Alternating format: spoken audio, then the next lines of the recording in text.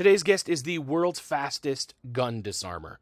So if you point a gun at his head, he can get it out of your hands faster than anybody else in the world. But more importantly, this man goes all over the world and rescues people, especially children. And his story is amazing. He is a high-risk humanitarian. That's how he describes himself. And he's a dangerous gentleman. Today's guest is Victor Marx. Men, nobody but you can lead your family and yourself to greater things. Nobody but you can carve your path. It's time to rise up and be a man. Welcome to the Manlihood ManCast with Josh Hatcher.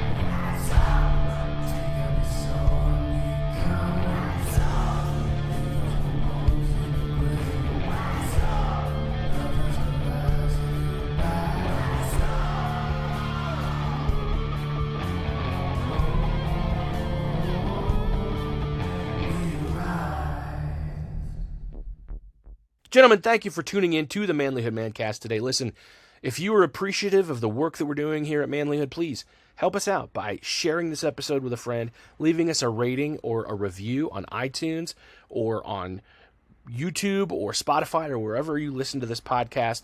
Let's spread the word, share it with a friend, and let's let people know that it's okay. In fact, it's good to be a man. Today we have an amazing guest, a remarkable man. Honestly, my conversation with him was in a lot of ways life-changing. We talked not only in this episode, but we talked for a while afterward, and he was very encouraging to me in a lot of ways. I really appreciate the work that Victor's doing and the friends that he has connected me with, and yeah, he's a good man. And Victor Marx is, like I said, not only the world record holder for the fastest gun disarm, but he's also a high-risk humanitarian who's completed successful missions in some of the world's most dangerous places, including Iraq, Syria, North Africa. His life story is one of amazing resilience.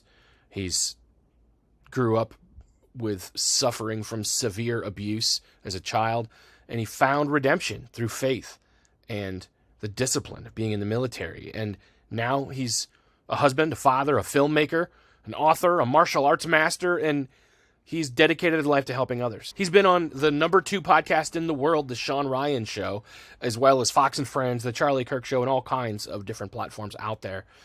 So get ready to be moved and inspired by Victor's powerful story of survival, faith, and unwavering dedication to make a difference. He's truly a man. He's truly the kind of man that we should emulate. Gentlemen, without further ado, Victor Marx. Victor, sir, it is great to have you on the podcast today. Big fan of the work you're doing, and I would love to be able to introduce you to my listeners today. So, how's it going, man? It's actually going good. You and I both know how busy life can get, and we're just back from Iraq, about 3 weeks on our latest mission, and we've been nonstop. We've had to reschedule some media, but yours is the first one I'm doing. And it's like I was telling you before, I was like, how did you get me in my schedule? And because I guess we were the most trending story this past week with me asking for prayer for the Biebers. That went nuts. And but it's always interesting because my team really vets people. We're humbled by the number of requests that we get daily. But there's something about you, brother, that got you through everything. And this is what I think it is you don't represent the superstar podcaster, right? And you represent the average man who wants to be better at being a man.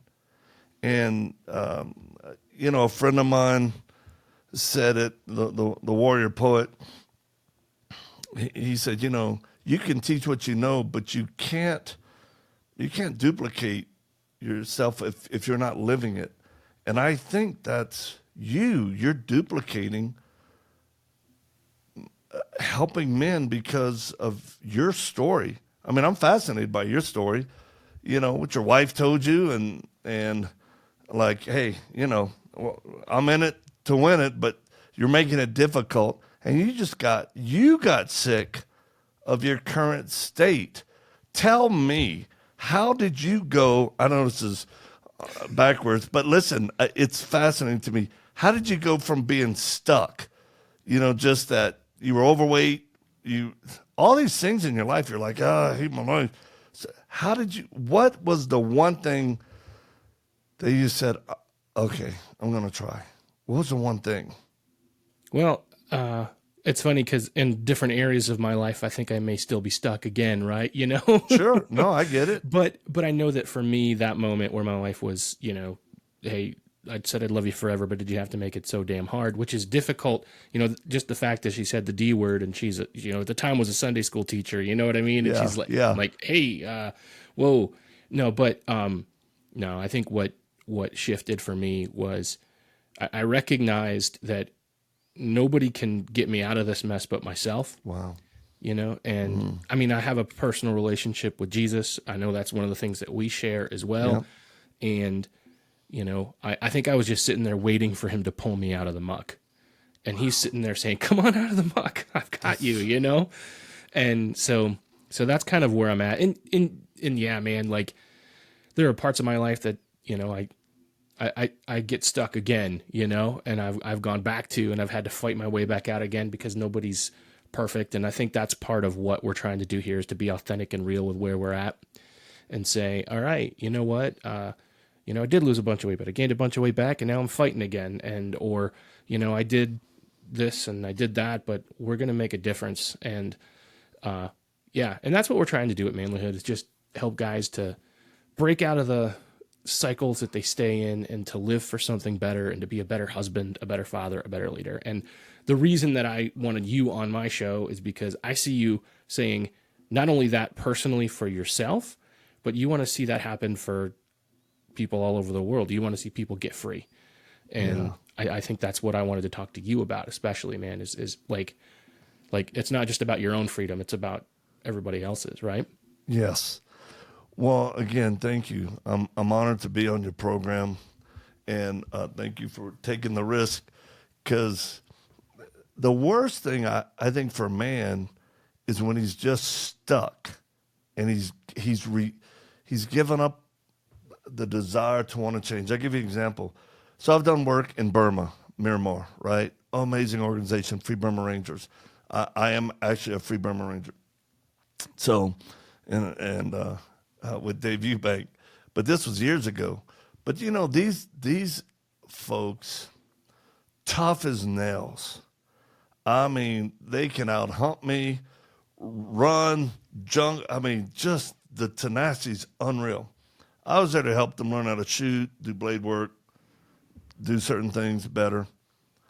But this is what's interesting, and I don't share this much, and I'm not taking anything away from them because, again, unbelievable people. You want them on your side in any type of conflict. But they're not swimmers. They're a people group that don't, when you live inland, you have rivers, but people don't swim. You'll bathe or something, but not swimmers. So when they're being trained with rucksacks and all this stuff to jump in the water or off a bridge and swim to the side, that's all they have to do is swim to the side. And of course, there's different times of the flood season. But I want to tell you something that they do. When they feel like they've given their best effort and they can't go any further, a lot of them will just stick their hands straight up and they'll sink to the bottom. And we have to be ready. The Rangers that are training them have to be ready to jump in, pull them out. Because they give up. They resolve to go, well, I can't make it, so it's my day to die. And that's like the only, I understand for the mental state, but that was the only thing I was like, oh, no, you must continue to fight until you die. So to me, American men in general, it's the worst thing is for a man to give up in his fight, in his struggle. Life is supposed to be a struggle. It's supposed to be highs and lows. I used to think life used to be like this, wham, wham, wham, wham. Then I started looking, and it's almost like a railroad track. One side is just glorious. The other track is hardship, pain, agony. and they kind of run side by side. And if you look at life like that, I think it's better than the highs and lows. You're like, I just want to make it to the mountaintop. Well, you can't live on the mountaintop. I'm here in Colorado Springs where we're based. I couldn't live at the top of Pikes Peak, 14,000 feet or something. No, thank you. But that's the one thing I do believe. And in my stage in life, like I've won, Josh. I live with, next year I'll be 60. And every fear, doubt, wasted energy that I've done over all the years, I mean, probably in the last couple of years, I just really embraced the reality. Wait, I won. Any challenges I had, God was faithful to help me overcome them. But like you got to be willing to do the hard work. A Delta operator friend, I'll never forget, he's PTSD and he's trying different modalities. And one of the times I talked to him, I said, Greg, Greg Birch, he's Ironhead, he's a legend. I said, man, what really got you through? He goes, Victor, tried a lot of things. He goes, it all boiled down to this. You got to deal with your own demons. Every man's got to do the work. You can get assisted, you can get help, but you got to do the work. It reminds me of like when I was in the Marines, humping up in boot camp, they called it Mount Mother at the time. And you got full ruck, weapon, and man, you're just, doesn't feel like it's going to end. Every once in a while, a buddy behind you would put his hand on your pack and not push, but just support you, give you a little. And for a few seconds, it was easier. You kind of catch your breath differently, and then he takes his hands off. You do it for the next person. And you'll get people to assist you like that in life, but you still got to do the work to get up to the top. Man, great picture. I love that. Victor, you talk about your work with the Free Burma Rangers, and I know you've described yourself kind of as a high-risk missionary, which I think is a great a great description of what you do. When I think of a missionary, I think of like a little old lady teaching Sunday school. So right. What in the world are you talking about? Like, what do you do? Yeah, that's a great question. I do what I never intended to do. How is that? Okay, the only thing I've ever really desired, is to seek first God's kingdom and his righteousness with all. Just follow him, regardless of where. And again, I'm a stage in life where I've got a book coming out called The Dangerous Gentleman.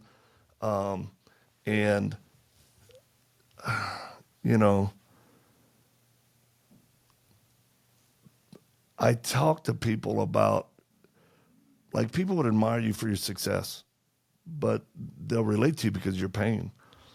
And here I am, by many standards, successful and effective as a ministry leader, as someone who has done his share helping to hurt bad people's feelings, who hurt children or kidnap people or pedophiles. So much so that, I'm required at certain places to have security, up armored vehicles, and that's all an inconvenience. But it's the reality because of how effective we've been fighting the forces of darkness in that realm where faith without action is just dead. So, we started out, our main thing, easiest way I can explain it to people is we set captives free, physically, emotionally, and spiritually.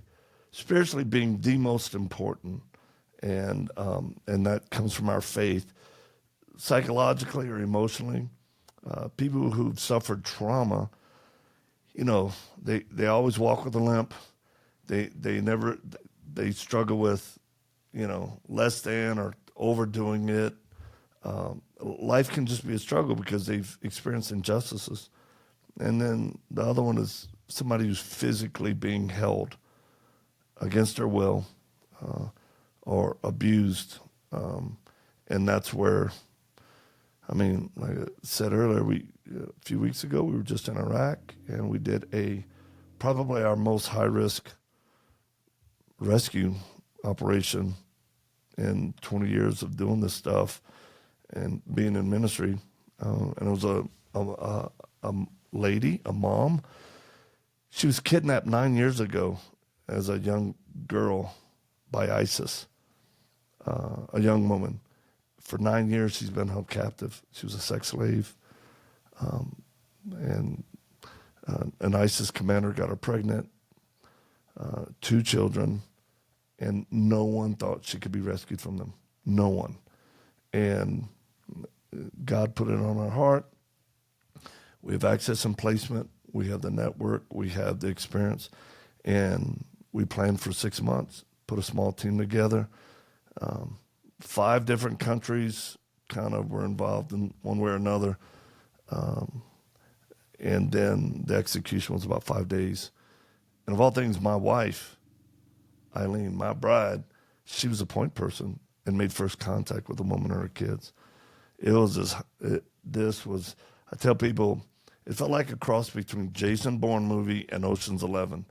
And I had a former Delta team guy, a CIA legend, all the guys that I handpicked for this, unbelievable experiences. I mean, between them all of us, thousands of missions together, but this was unreal.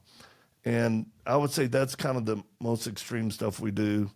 Here in the U.S., ATP Ministries, we have a task force protecting children's innocence. I nickname it the pedophile hunter, force. But we are working with and through law enforcement, very specific.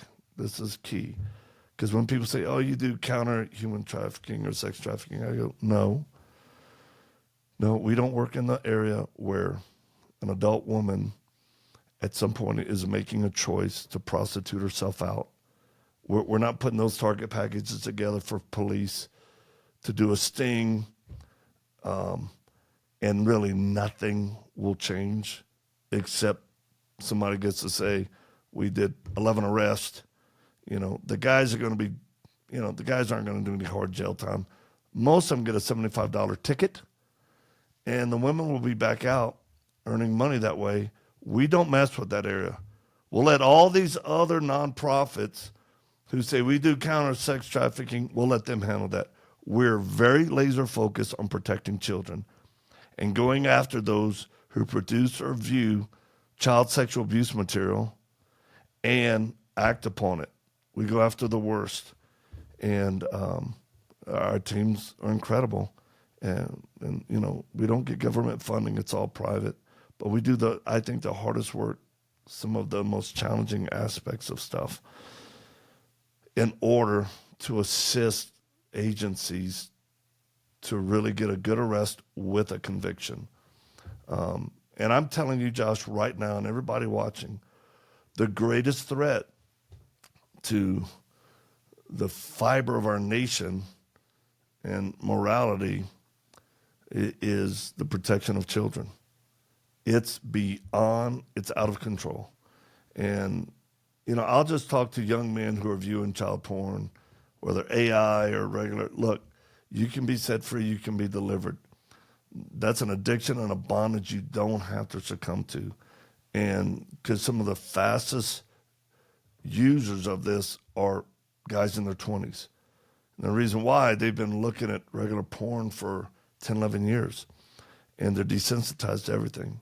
And I'm just saying God is able to set you free because you are captive, both in your mind, spiritually, and physically, because your world will revolve around that. And I want to stop men from acting upon it. But I'll talk to those who've already acted upon it. I don't care who you are. I don't care if you're rich or poor, Christian, Muslim, atheist, Republican, Democrat. It doesn't matter. We're coming for you.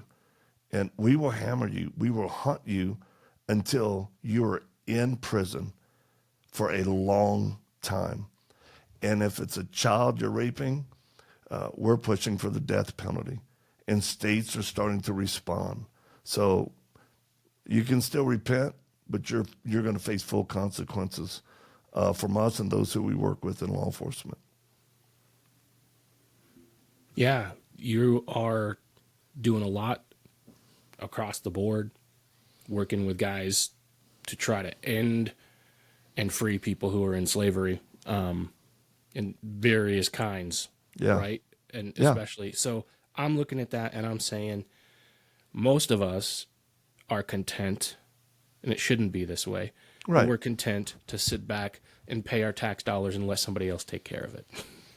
Right. Why you? Why are you the guy and your team and those guys? Why are you the guys that say, this is up to me, that I'm going to do this work? Why you? Yeah.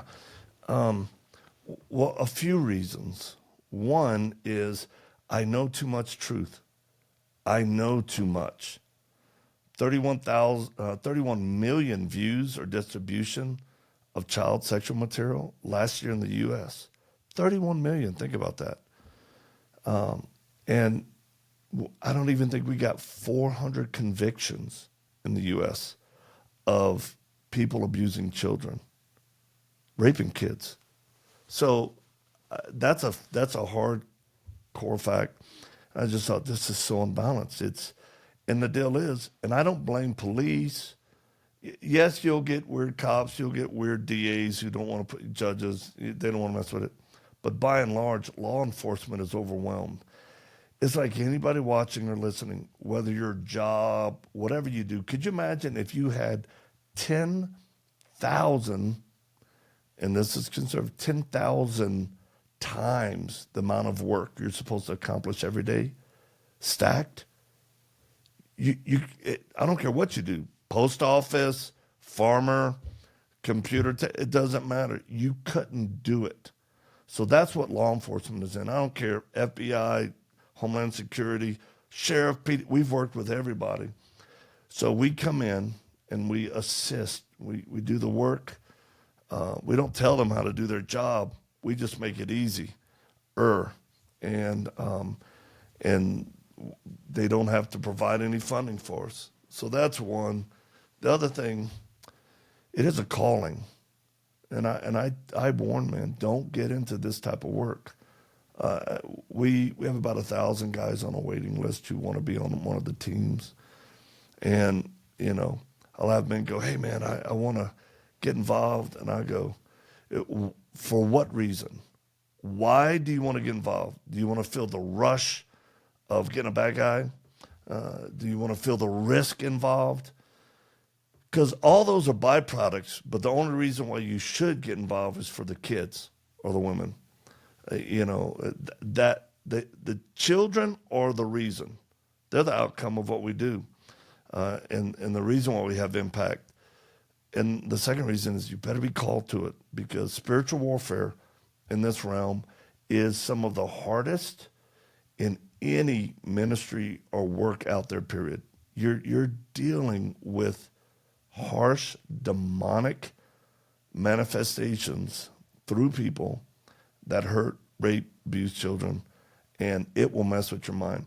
I had a guy, ministry leader for men, really well known, by the way, really well known, and he was pissing me off because, he's wanting affirmation from me on some things, and I'm like, I don't have time, man, yeah. And he ended up texting me because he had my number, and he's like, hey, man, why you putting me off? You're not answering my text, all this type of stuff. He's like, we got a problem? He's like, we have a problem. I'm like, you bonehead. All I did was send him a picture of a girl hanging upside down by her ankles. That's how the guys were keeping her and selling her to guys who would come into the house. A little girl. So I'm like, all I said was, look at this. It's called priorities, and you're not one in my life. So, I give a flying squirrel sack about your feelings. You're supposed to be a men's leader. Man, just, you don't even know. And I tell people this, I'm not a nice person. That's a misnomer. People often relate Christianity and men, behavior modification, and you got to be nice. I'm not nice. That's my wife, kids, my coworkers. What I work on is being kind. See, nice people will do stuff for you or others because they want something. The text, my phone gets blown up, and like I got one today. Perfect example, and it's simply, I'll tell you, I started, hi, Victor, miss you guys a ton. Oh, so great to get about all this. And then I was saying, here it comes. There's going to be an ask. It's like, what do you want? And again, most people are building their kingdoms, and if I can help them, I'm all about it. But very seldom is it reciprocal. And so the person was being nice. I'm like, you're being nice because you want something. I'd rather be kind and say, hey, I need something. Can you help me? I ain't got to fluff your skirt. Just here's the deal. I had a guy tell me about how much money he had, and he wanted to help us. I said, great, I got a mission we're going on. Here's the budget. Get some of it if you can, part of it, all of it, whatever. And he never responded. It was like, hey, well, I gotta, let me. Man, we did the mission, executed it, came back, and I texted him. I said, hey, don't worry about no money. Mission's done. And then I think he thought I was upset with him or something because he didn't respond. I'm not upset. I just have things to do. So, lead, follow, or get out the way. I don't want to hold hands for a long time. There's so much more important things to do. So, and then the final reason I think I'm doing this is because I was one of those kids. I was a kid that was sexually abused and mentally tormented and tortured. And it affected me. Affected me so much I never talked about it till I was literally crossed 40 years old. And then started sharing. I had to work through a bunch of craziness, man, that severely affected me, my relationship with my wife, my parenting skills, being overprotective, and, 123 visits to a trauma specialist. In 9 months, I've been on Depakote, Depakine, Prozac, Zoloft, lithium, Buspar. I know what it's like to get blood work. I know what it's like to sit in the VA. And I had to do the hard work. And I hated it. There was not one time I sat down with a counselor or talked to him that I enjoyed it. I hated it. I felt better after, but every time was just like, ugh. But you know what? I was stuck. I was really stuck. I couldn't. My wife wanted me to love her more and be more for her, and I couldn't. I had no capacity. And I would get triggered. And thank God he helped me with addictions early on, so I didn't struggle with addictions. A couple of times, I ran into some. I'm like, oh, all things are lawful, not all things are profitable. I had a major surgery, lost 40% of my hamstring on some stuff. And I remember getting addicted to pain pills. I was popping 12 a day, like aspirin. I was like, oh, shoot. I am physically and emotionally addicted to this. As a Christian, as a man, and oh Lord, all that I had to do with that. So I know I'm specifically called to it, and we're very careful about who we let work with us. And I tell people, if you want to make a difference with what we do, well, do hard work. Pray for us. Very few people will pray like it matters, right? Pray like you just got diagnosed with cancer. Like with that type of fervency. You get a bad report, you're like, oh, shoot. Pray with intensity. The Bible says the prayers, the effective prayers of the righteous availeth much. So we have to pray like really believe in it. Second, Send a few shillings our way. We're a nonprofit. We're not poor. We're not broke. But, man, $10 a month, I can tell you what, we got thousands of people that do that. Send a little monthly gift every time. That's their part. And it makes a difference. When you start and people, man, you can really be a force multiplier. And then if you want to make a difference in the whole child abuse deal and kids being hurt or trafficked, man, start in your home. There's not a better way to stop all this nonsense if you just start in your home. Meaning, be careful what you view. Trust me, if your daughter knows you look at porn or you're watching stuff on TV, a young girl will, a developing brain will go, oh, my dad likes that situation, so maybe I should do that in the future, because that's how it works. Plus, the enemy's lying. Be faithful to your wife. Be the best dad you can. When you blow it, tell them. Sorry, you guys.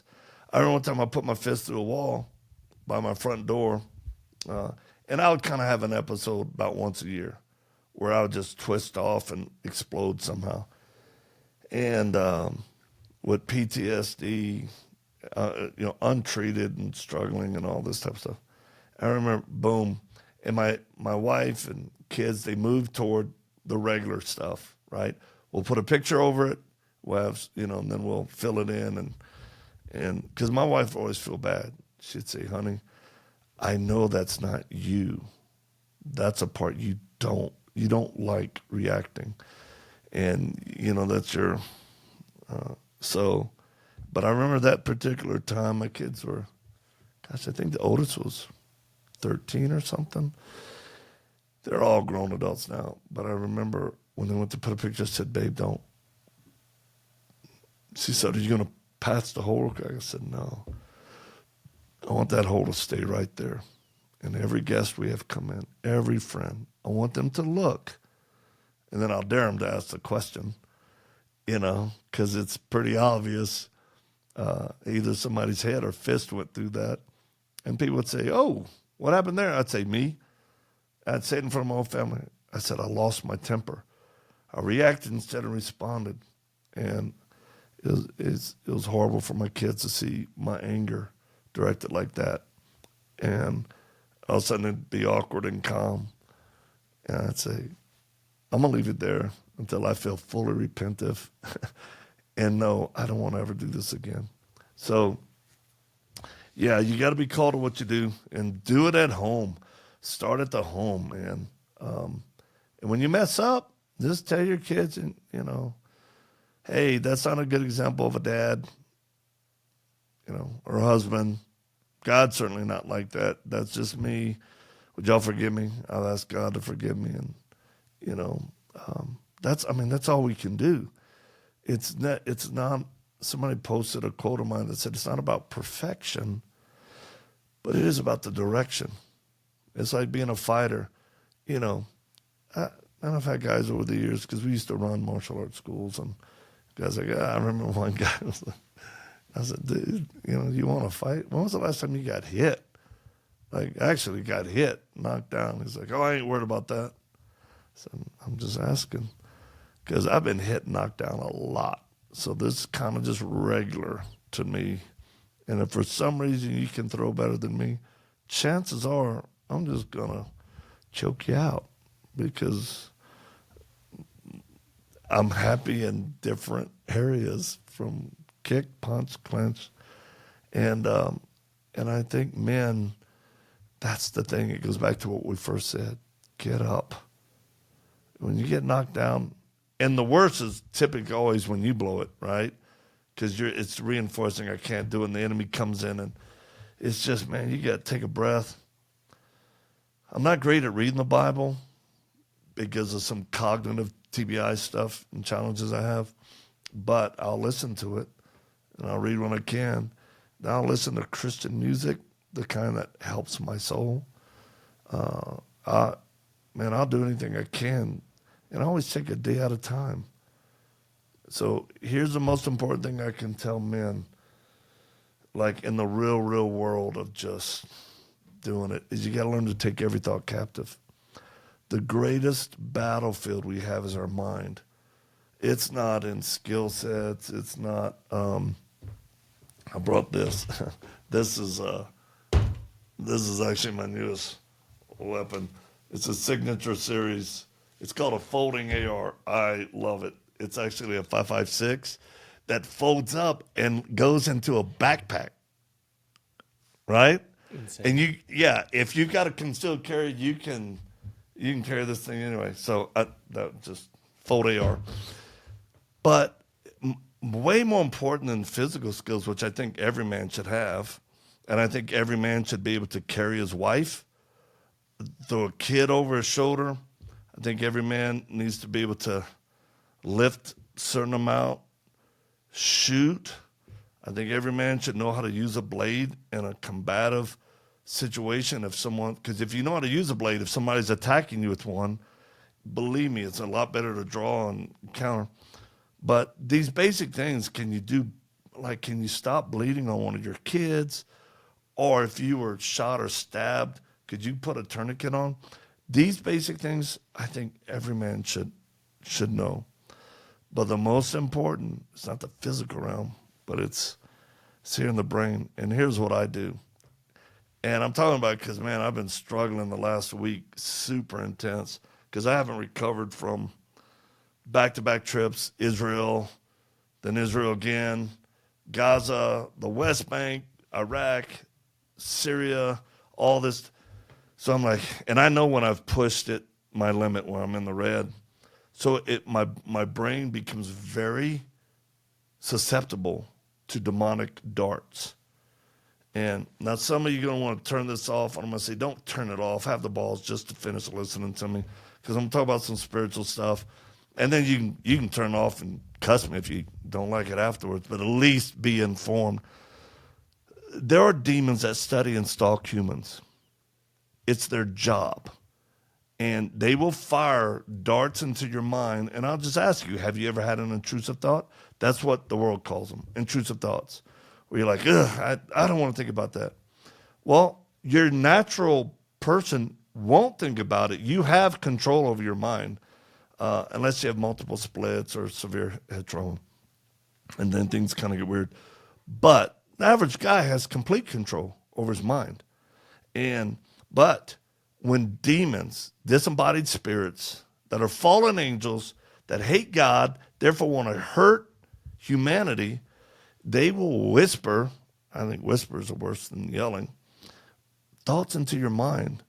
And if you don't recognize that being from the enemy, you'll start to just ruminate. Then it'll saute your brain. Next thing you know, you're acting upon, or your emotions are being affected by that thought.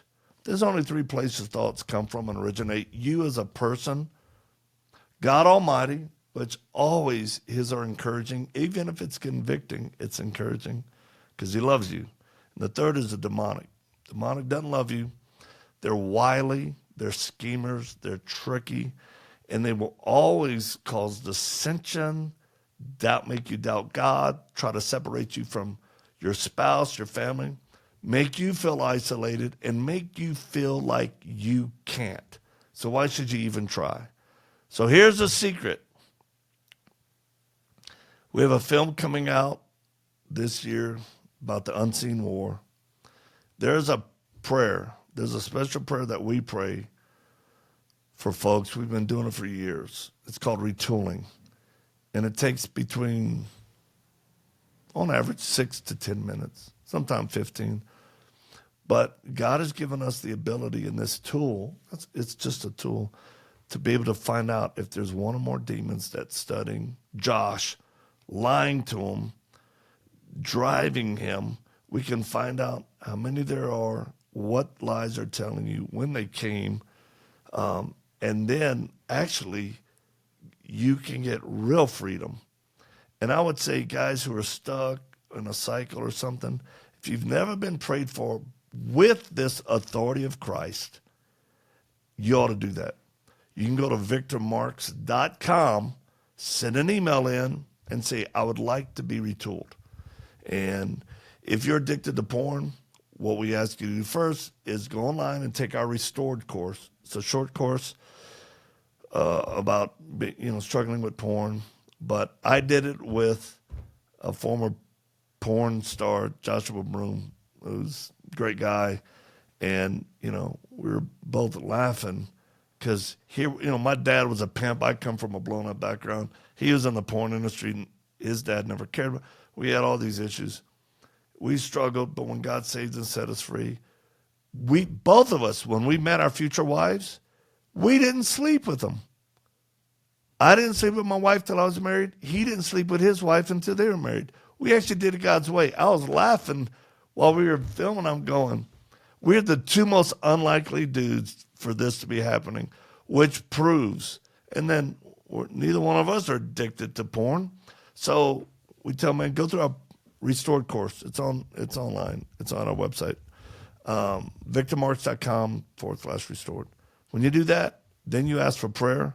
And one of our chaplains, one of our prayer folks, will pray with you one-on-one on the phone or Zoom. And you'll be amazed how quick and effective it is. For guys who struggle in the marriage, because people know, what's your secret in marriage? Well, we have a marriage course online. Thousands have gone through it. So this is how we're helping people, Josh.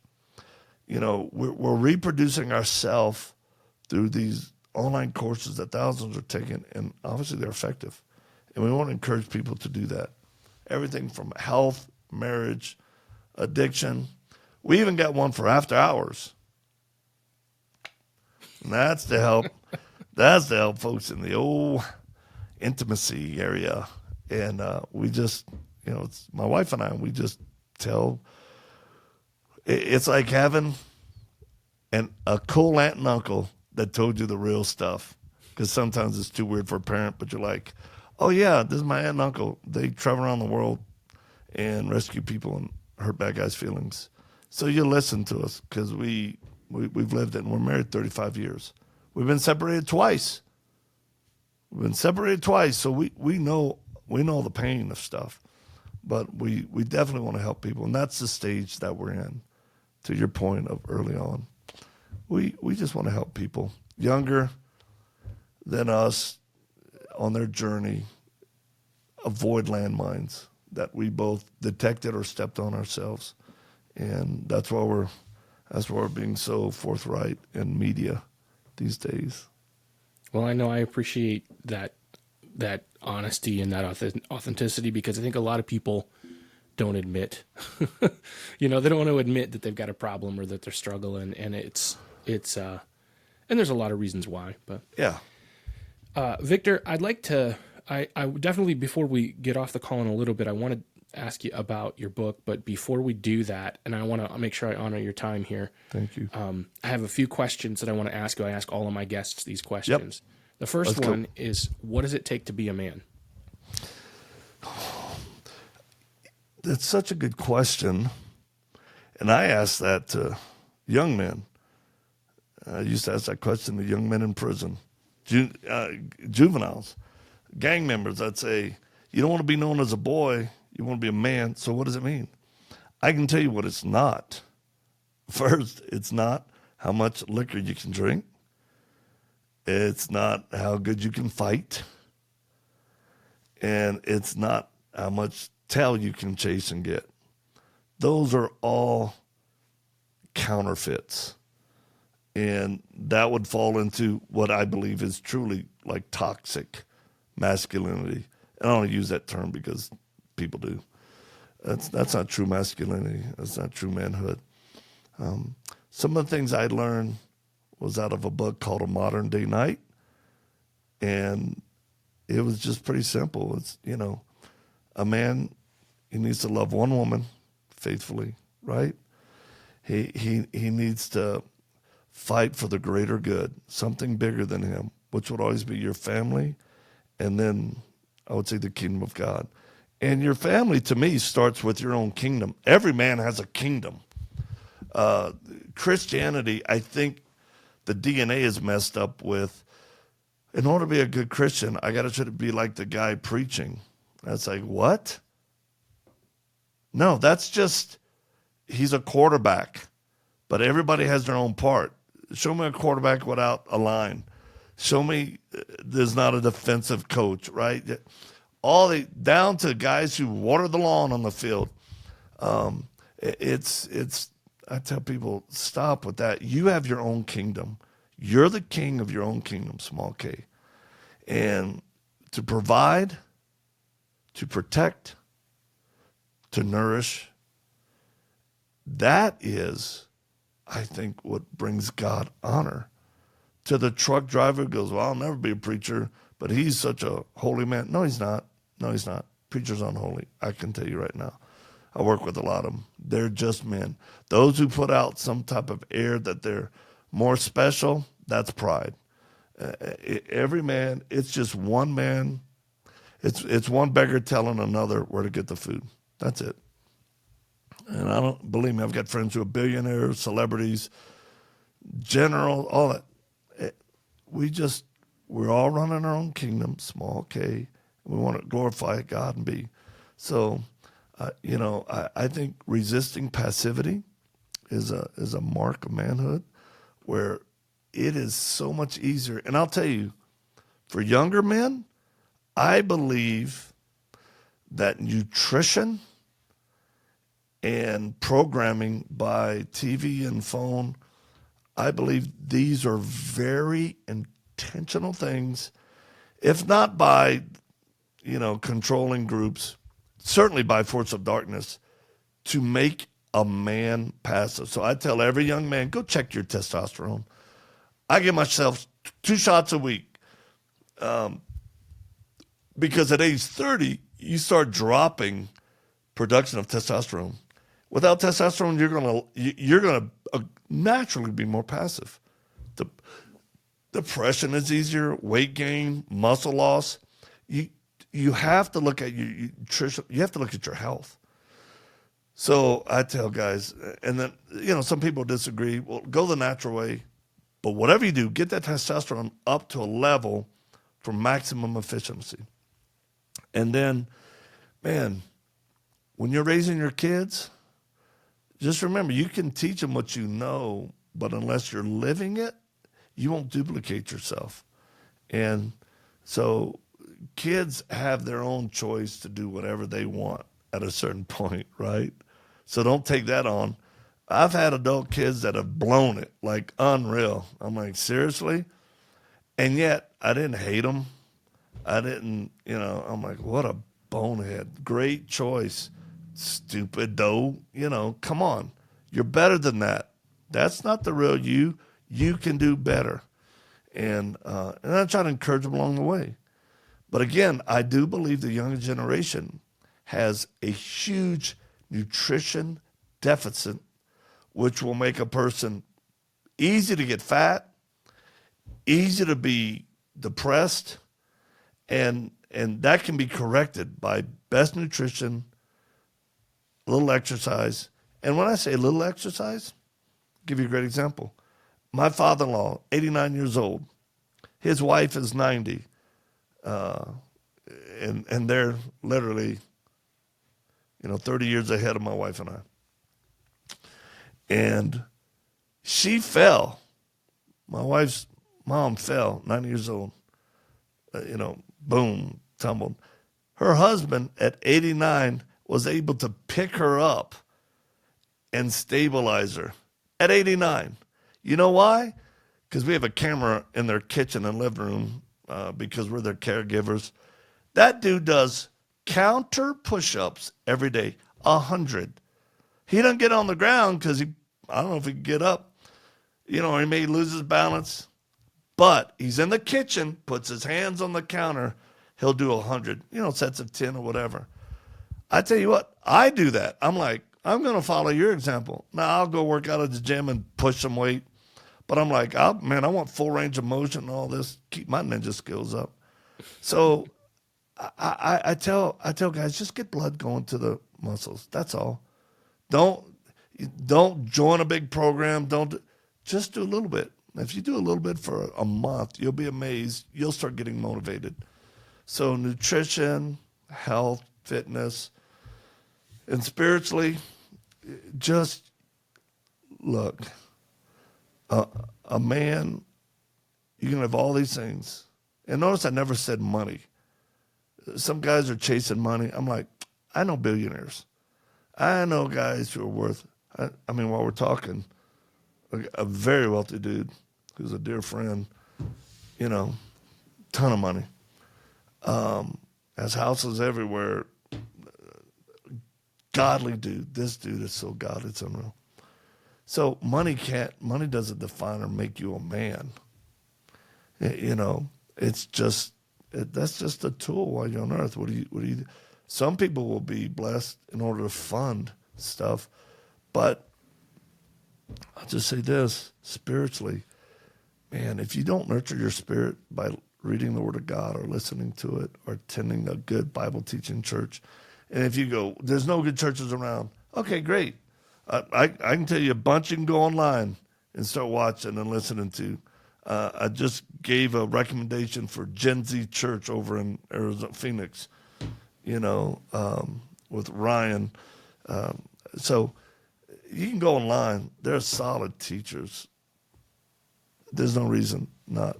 But you got to build yourself up. And the final thing is it's important as a man to want to go beyond the discomfort of pain in two ways. One, you know, we talk about embracing the suck, you know. When I was in boot camp or, you know, people who played sports, everybody knows you have to endure a level of suffering in order to be good at something. So you got to ignore that pain. You got to want to get past it in order to be better. But flip the coin over. It's very important that when you're in pain, emotional cause from sin, of your own doing, you have got to want to have more freedom than just help me with my pain. It's like, okay, God will help you with your pain, but don't go back to it. Don't go back to it. You know, a lot of people suffer needlessly because they don't want to deny themselves, pick up the cross, and follow Christ daily.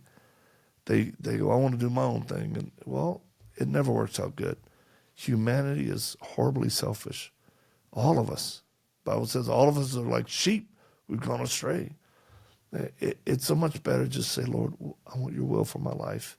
Even if it's painful or what I don't think. Trust me. I can't tell you the number of missions I've been on in our work that I was like, oh no, Lord, let's do something else. That one, my wife, we're in Iraq in our home because we've had a home there for many years. And there was a mission to go get a kid in a combat area where ISIS is everywhere. And I looked at it, and I mean, the risk factor was like through the roof. And I told my wife, I said, babe, I'm praying about this. She goes, well, what did God say? Well, I feel like, yeah, I'm supposed to go. She goes, well, then you go. I said, okay, I just want to make sure, woman, are you okay with being a widow for the cause of Christ? Because, you know, there's a lot bad that can happen going in or out. And she looked at me and said, you know that God wants you to go. The team knows. She goes, you just do it. And, you know, but her words, they'd hit me, you know, her attitude was this. In her words, she goes, I'd rather be a widow than married to a coward or a man who was known as being a coward. Even though you're not, but if you don't go and people know you feel like God told you, I was like, dang, yeah, I get it. So you gotta show courage, and last thing I'll say, really last thing, I had COVID twice. the first time it almost killed me. It was a good one. And almost killed a colleague, only because we pushed ourselves and I didn't get the ivermectin quick enough. And, so everything turned out good. But there was a point where I'm on oxygen, I'm in my house, I'm weak. And my daughter, my youngest daughter, said, not to me, but someone else, one of our family members, she says, this is the first time I've ever seen my dad where I don't think he could protect us like if somebody broke in. Well, when I heard that, man, I got up, I went and found her. They goes, carry my oxygen. I said, and I communicated to her, sweetie, I'm very sick, I'm very weak, but know this, I've always got enough in me to kill at least one more man to protect y'all. I will never be that sick. I said, you believe me? She's like, yes, sir. I said, okay. I think I went passed out. That's also why I have dogs and guns. And guns. Yeah. Oh, wow. That's an awesome story. Victor, if you could go back in time to talk to 10-year-old Victor, what do you want to tell him?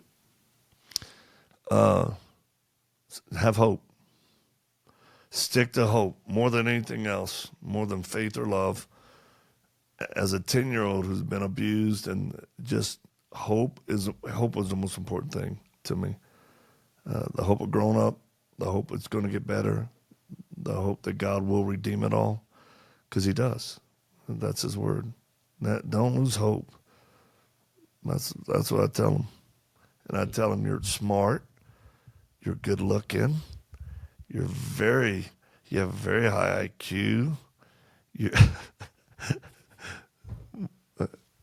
They're laughing here in the studio. No, I'd slap him. No. Suck it up, Buttercup. No. I would just say, hey, man, you're going to make it, so have hope. Don't. And that's one thing I did have. Always. I always had hope that I was going to grow up, get out of it all. I couldn't wait to grow up. I could not wait to grow up. And every year has always been better. Every year. Yeah, so that's awesome. I'm looking forward to next year turning 60. Yeah. What is your best advice for the men listening today, Victor? Take every thought captive. Take every thought captive. The battlefield's in the mind. You can do a bunch of stuff and still lose. Get the mind of Christ. Take those thoughts captive. Know your authority in Christ. And write a little list of what you want to do. I'd like to lose 5 pounds. Well, then do it. Don't make an excuse. Just do it. I got in trouble one time. I spoke at a big men's event. I was like, and I said, some of you out there, you're just fat. I said, hey, don't come up to me afterwards and say, you don't fat shame. I go, but you are fat, and it's a shame that you're this fat. Okay, so stop.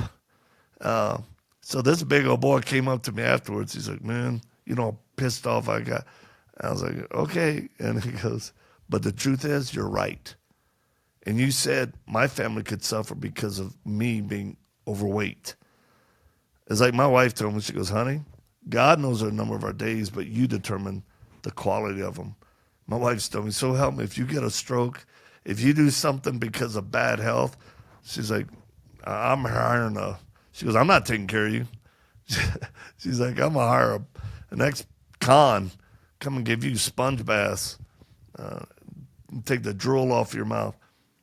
But do you know that guy was a pastor that got onto me? And I can't remember, I think it was a year later, he sent me an email and a picture. That dude lost 80 pounds. That's awesome. I end up having him on my podcast. So Christianity is the only place where you have to be nice to one another, and it's not. It's stupid. I mean, lovingly, like I told this guy, I said, man, he goes, you care enough to tell us the truth. So, and then, I'd help him any way I could. So, yeah, take thoughts captive, because you'll hear those thoughts. You're fat. You're worthless. You're not going to be able to do it. And go, wait a minute. That's the enemy, because it's not. It's making me feel oppressed, right? Versus someone loves you. Go, dude, drop 5 pounds. Write it. Celebrate it. You can do this. Knock it off. I had Dave Eubank. I'll never forget. We were in the jungle, and he goes, Victor, don't ever get out of shape. Don't ever get fat.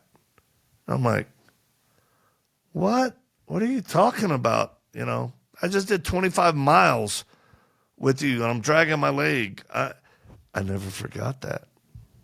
It was a nice little, So here I am, still working it, and beside, I got to keep up with my wife. So, yeah, man, take every thought captive, get in the Word. That's the most important thing, because it will help you with everything else. It will help you with everything else you want to do. Seek first the kingdom of God. It's when you start going after those other things. I'm just going to get in shape. I'm going to drop weight. And you're leaving Christ out of it. It's like, but for what reason? I was working out not long ago in our gym facility, and I found a stairwell to the roof, and I'm climbing a stairwell with kit on. I was kind of trying to hide myself. But why? Because, I was in Israel, had to get up on a roof, climb a ladder, and it was kind of a hellhole where you push yourself through. I was struggling. I was like, oh my gosh. And 2 of my guys were with me. One was like, hey boss, come on, let me help you. The other one's videoing me going, oh wow, Victor Marx a legend. It's like, remember, if people aren't hassling you, they don't love you. Real quick, as we close up, why don't you tell me about your book, Dangerous Gentlemen, and what it's about and where we can get a copy of it? Yeah. It's really just a combination of stories, how I've lived life, that I think will motivate and inspire men, because that's the stage of life I'm in, I thought I was kind of done with it all, but again, 3 weeks ago, we're out doing a rescue. I'm going, Lord. So, Dangerous Gentlemen, nobody knows this, but it's funny. Bruce Jenner, who's known as Caitlyn Jenner, is a friend, is a dear friend of mine. He's opened up his heart and told me deep things and tears, and I like him, right? So I just spent a couple hours. We had coffee up in Malibu, and he invited some friends of his. He calls it his inner circle of trust. And these are all, you got to be 60 plus to be in the club, right? But they're all successful actors, directors, businessmen, all just, they've all accomplished it. Nobody's trying to do or be anything anymore, because they are. So Caitlyn, I got him a copy of my book, because it's coming out. And he introduces me at the table to all of his friends. Hey, this is my friend Victor. He's a dangerous gentleman, which was so awkward, because I'm like, oh, wow. I just thought it was a good title. The people told me this would be a good title. I was like, yeah, I didn't know I'd be introduced like that. So I was like, I put more emphasis on gentlemen. But at one point I was like, look, here's why we need men. Our nation needs men, protectors, providers, the warriors, and I kind of getting hyped up on it. Caffeine was working, and at one point I was like, we just need men to warn. That's what manhood is. I said, right, Bruce? He goes, yeah. And then I was like, Caitlyn, he's like, what the F? Who cares? I hate pronouns. Stop, Victor. He's like, he can't stand for it. But to his credit, he's like, and he wouldn't mind me saying this, but he's like, Victor, Bruce is still in here. Bruce is still in. I go, I believe you, man. I speak to the warrior in you. He goes, I have a mental health issue. Gender dysphoria. It's real. So I think Christians and people, it's a complete paradox when they see me with a book is A Dangerous Gentleman, and one of my friends is, Caitlyn Jenner. I just say Jenner. But, there are some people that have mental health issues that we got to support and love and help. And the other thing is, with the book, it's such a fast read. Teenagers are devouring it. I spoke to a bunch of Navy SEALs, active duty. They got a copy. And you can pre-order it right now on Amazon to get it. It's in hardback first, but fast read, good, fun stories, and they're all true. We don't have to hype anything. Our life has just been wow. So, yeah, I want to encourage men on their journey wherever they are. And believe me, dangerous gentlemen, there's different types. You ain't got to be a knuckle dragger to be a dangerous gentleman. It's not that type of thing. Grow a beard, drag your knuckles, and all that. So awesome. We'll make sure to link to it in the show notes too, guys. Let's go support the work that Victor Marx is doing. Make sure you go to his website and check out this book. So, hey, man, I really appreciate you taking your time. I know you're a busy man, and I appreciate you sharing with our audience today, man. Well, I've enjoyed it, and I hope we made some new friends, and I'm glad that you and I are friends now too, Josh. Awesome. Thanks, man. All right. God bless you. Victor, again, I really appreciate you taking the time to tell me your story, to talk about the work you're doing, and I appreciate that you're doing that work. You're a good man, and keep it up, man. Keep making a difference in the world. For those of you who are listening, let's do the same. Maybe we're not going to fight those same battles in the same way, but what can you do to make a difference in the world around you? How can you fight against evil in your own life? How can you fight to protect your family? How can you fight to be an example for the kids in your neighborhood? How about we do that together? Anyway, guys, if you got something out of this interview, if it moved you, share it with a friend. Let's get the word out. Let's make manlyhood awesome again. Let's do something amazing together. Let's start a movement of men becoming the best men that we can be. Anyway, as always, guys, I love you. I'm proud of you, and I'll see you next time. Thanks for listening to the Manlihood ManCast. If you want to be a better husband, father, leader, a better man, you need to join our private Facebook group, the Manlihood Man Cave. Join today. Please help us out with a like, comment, share, and subscribe. And check us out at manlihood.com.